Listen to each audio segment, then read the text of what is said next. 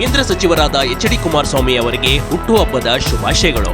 ಶುಭ ಕೋರುವವರು Somashekar R ನೆಲಮನಿ, H D. Kumaraswamy ಅವರ ಅಭಿಮಾನಿ, ಶ್ರೀರಂಗಪಟ್ಟಣ.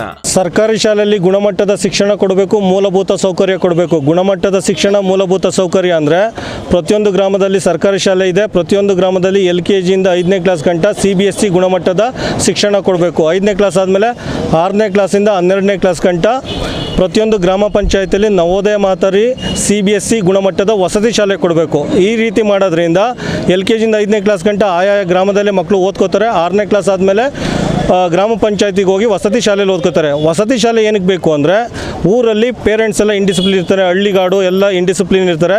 ಮಕ್ಕಳಿಗೆ ಇಲ್ಲಿ ವಸತಿ ಶಾಲೆ ಕೊಟ್ಟರೆ ಅವ್ರ ಭವಿಷ್ಯ ಉಜ್ವಲ ಆಗುತ್ತೆ ಅಂತ ನಮ್ಮ 2 ಬೇಡಿಕೆಗಳಿಗೂ ಕೊಟ್ಟಿದ್ದೀವಿ.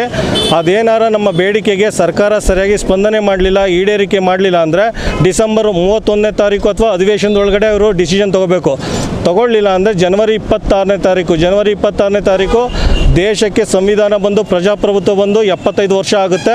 ಅಮೃತ ಮಹೋತ್ಸವ ಅಂತ ಆಚರಿಸ್ತಾ ಇದ್ದಾರೆ. ಕೇಂದ್ರ ಸಚಿವರು ಶ್ರೀ ಎಚ್.ಡಿ. ಕುಮಾರಸ್ವಾಮಿ ಅವರಿಗೆ ಹುಟ್ಟುಹಬ್ಬದ ಶುಭಾಶಯಗಳು. ಶುಭ ಕೋರುವವರು ಲೋಕೇಶ್ ಜೆಡಿ ಗೌಡಹಳ್ಳಿ, JDS ಮುಖಂಡರು, ಶ್ರೀರಂಗಪಟ್ಟಣ, ರವೀಂದ್ರ ಶ್ರೀಕಂಠಯ್ಯರವರ ಬೆಂಬಲಿಗರು. ಅವತ್ತು ಬಲಗೈಲಿ ರಾಷ್ಟ್ರಧ್ವಜ ಇಟ್ಕೊಳ್ತೀವಿ, ಅದು ಸಂವಿಧಾನಕ್ಕೆ ಗೌರವ ಸೂಚಕವಾಗಿ. ಎಡಗೈಲಿ ಕಪ್ಪು ಧ್ವಜ, ಸರ್ಕಾರದ ವಿರುದ್ಧ ಧಿಕ್ಕಾರ ಕೂಗಕ್ಕೆ ರಾಜ್ಯದ 224 ತಾಲೂಕು ಕ್ಷೇತ್ರದಲ್ಲಿ ನಮ್ಮ STMC ಪದಾಧಿಕಾರಿಗಳಿದೆ, ಸಂಘಟನೆ ಇದೆ.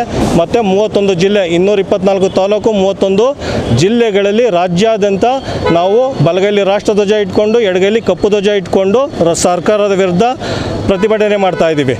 ಮತ್ತು ನಮ್ಮ ಪ್ರತಿಭಟನೆ ಹತ್ತಿಕ್ಕಕ್ಕೆ ಯಾರಿಂದನೂ ಸಾಧ್ಯ ಇಲ್ಲ. ಯಾಕೆಂದರೆ ಲಾಸ್ಟ್ ಟೈಮ್ ಒಂದು ಕರೆ ಕೊಟ್ಟಿದ್ದು ನವೆಂಬರ್ 14ನೇ ತಾರೀಕು ಕಪ್ಪು ಬಡ್ಡಿ ಧರಿಸ್ಕೊಂಡು ಕೋಲಾರ ಜಿಲ್ಲೆಯಲ್ಲಿ ಒಂದು ಹುಡುಗ ತೀರೋಗಿದ್ದ. ಅವನಿಗೆ ಇದು ಮಾಡಿ ಅಂದ್ಬಿಟ್ಟು ನಮಗೆ ಯಾರ್ಯಾರು ಮಾಡ್ತಾ ಇದ್ದಾನೆ ಗೊತ್ತಿಲ್ಲ. 12 ಜಿಲ್ಲೆಯಲ್ಲಿ ಮಾಡಿದರು. ಈ ಸಲ ಸಂಘಟನೆ ಇನ್ನೂ ಬಲವಾಗಿದೆ. ಯಾರು ಮಾಡ್ತಾರೆ ಅಂತ ಗೊತ್ತಿಲ್ಲ. ಮತ್ತು ಸರ್ಕಾರಿ ಶಾಲೆ ಮಕ್ಕಳ ಕೈಲಿ ಪೇರೆಂಟು ರಾಜ್ಯದ 224 ತಾಲೂಕು 31 ತಾಲೂಕು ಕ್ಷೇತ್ರದಲ್ಲೂ ಪ್ರತಿಭಟನೆ ಮಾಡ್ತೀವಿ. ಈವನ್ ನನ್ನ ಮಂಪರು ಪರೀಕ್ಷೆ ಮಾಡಿದ್ರು ನನಗೆ ಗೊತ್ತಾಗಲ್ಲ, ಇಂಥವರೇ ಮಾಡ್ತಾ ಇದ್ದಾರೆ ಪ್ರತಿಭಟನೆ, ಇಂಥವರೇ ಮಾಡ್ತಾ ಇದ್ದಾರೆ ಅಂತ ಯಾರು ಇಟ್ಕೊಂಡ್ರು ಕೇಳಲ್ಲ, ಸಾಧ್ಯ ಇಲ್ಲ.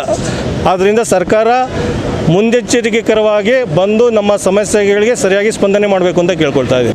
ಸರ್ಕಾರಿ ಶಾಲೆ ಉಳಿವಿಗಾಗಿ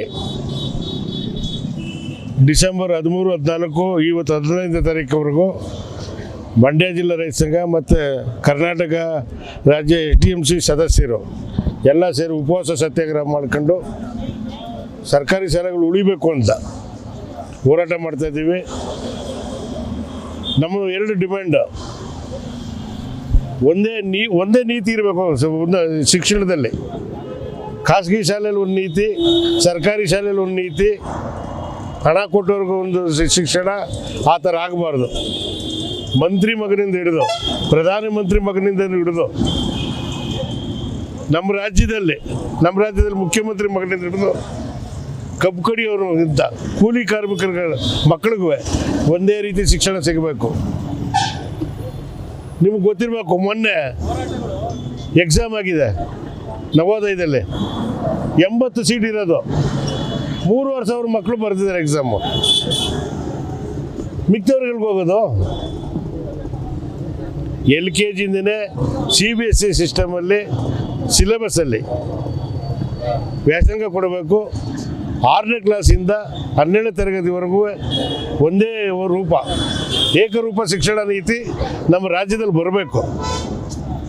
ಅದಕ್ಕೋಸ್ಕರ ನಾವು ಹೋರಾಟ ಮಾಡ್ತಾ ಇರೋದು. ನಮಗೇನು ಒಟ್ಟಿಗಿಲ್ದ ಉಪವಾಸ ಮಾಡ್ತಾ ಇಲ್ಲ. ನಾವು ನಮ್ಮ ಹೋರಾಟಕ್ಕೆ ಬೆಲೆ ಸಿಗಲಿ ಅಂತ ಮಾಡ್ತಾಯಿದ್ದೀವಿ. ಮತ್ತು ಈಗಾಗಲೇ ನಮ್ಮ ಈ ಚಳವಳಿಗೆ ಇಲ್ಲಿಗೆ 22 ಜಿಲ್ಲೆಯಿಂದ ಬಂದು ಹೋಗಿದ್ದಾರೆ, ಇವಾಗಲೂ ಬರ್ತಾ ಇದ್ದಾರೆ ನೋಡಿ. ಈಗ ತಾಯಂದ್ರೆಲ್ಲ ಬಂದರು, ಒಂದು ಟೀಮು. ಎಲ್ಲ ಬೆಂಬಲನೂ ಇದೆ ನಮಗೆ, ಎಲ್ಲ ಸಂಘಟನೆ ಬೆಂಬಲನೂ ಇದೆ.